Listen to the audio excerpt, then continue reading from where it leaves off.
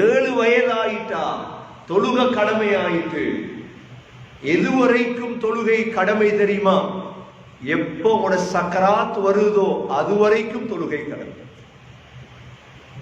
சக்கராத் வரை சகோதரர்களே, உண்மையான முஸ்லிமுடைய ஒரு தொழுகை கூட தவறக்கூடாது.